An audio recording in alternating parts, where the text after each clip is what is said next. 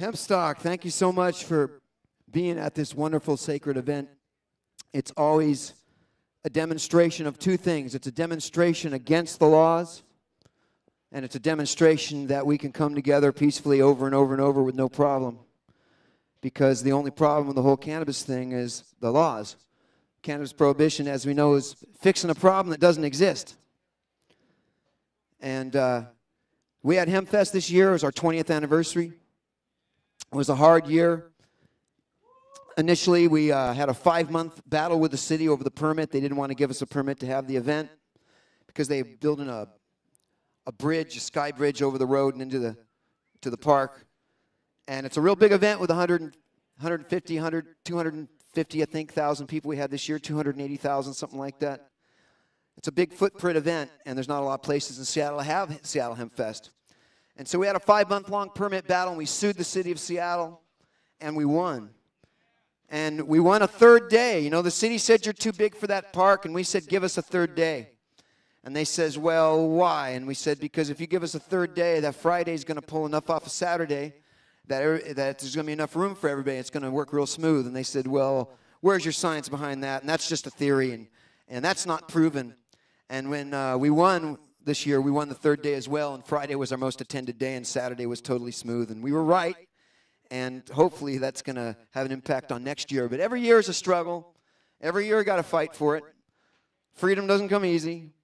Comes with a lot of responsibility. And, you know, at Hempfest, one of the reasons we've gotten 20 years down the road with such a big event is that we try to take a safety-first approach. We're not always perfect, you know. We make mistakes. We aim to please. Our aim's not always perfect. But we try to learn from that. We try to always do a better job, and that's gotten us down the road. And here, Portland Hempstalk, you know, I've watched this event grow and flower and blossom, you know. And wow, this year is just so beautiful. It's just such a beautiful location with such an eerie ambiance. And like Hempfest, it's right by the water energy, which is always good. And the weather couldn't be better. It's really beautiful. It's kind of perfect weather to grow a big stand of pot plants in. And it's always a blessing. I think often of Jack Hare, friend of mine that I knew for a long time. Jack only missed one Seattle Hempfest, and that's the first year that he had his first stroke. But you know, most people with their career would have been over right then. It would have been done. And he would have had an incredibly illustrious career and all these books and his incredible work if he'd stopped right there. But not Jack Hare. It's not the kind of guy he was. He came right back the next year, and he came to Hempfest, and you could hardly understand a word that he said after his first stroke. But he got up there on the stage in front of everybody. He was so driven, man. He wasn't going to let that stop him. And he was up there, and sometimes it'd take him 15 minutes to get his 5-minute speech in. And then Jack was back the next year, and he was speaking a little bit better. And he's back the next year, and he's speaking a little bit better. And pretty soon, man, Jack was speaking pretty good. And he was taking hemp oil every day, and he was taking Rick Simpson's pot oil every day. I know because I saw him take it. And everybody's got to die, but Jack Hare really bounced back, man, and he was one of the most driven people I've ever seen. Jack really, if you think about it, he sacrificed his life for the cannabis movement. He did. Because he literally went until he dropped, man. And when he dropped the first time, he got up and he kept going again. And the second time he dropped, he never got back up. But that guy is the true hemp warrior of all time, and he was a great friend. And it's always going to, you know, it's always going to be something we think about when we're at Hempstalk.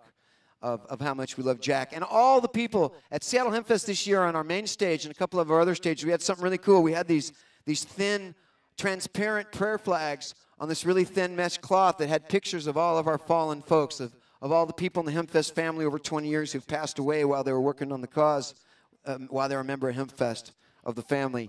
And we try to really honor all those people. And the thing that always strikes us is, man, I wish they could see how far we've gotten right now.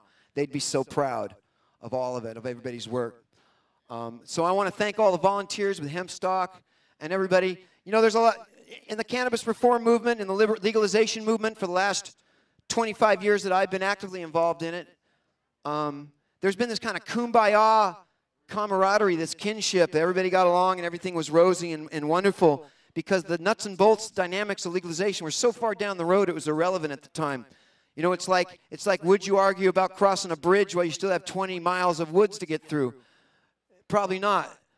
But when you get to that bridge, you're going to be arguing about how the best way to get across that thing is. We're at the bridge of legalization now. And man, are we arguing about it. And people have different initiatives out and different ideas on how it should happen. There's a lot of infighting within the movement. And it's just important for the community to remember that we're a part of this incredibly beautiful, artistic, peaceful, wonderful, gentle community.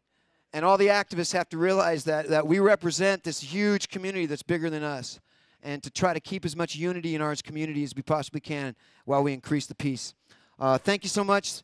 SeattleHempfest.org. You may see me walking around. I got a book out this year called Protestival. Check it out. It's kind of cool.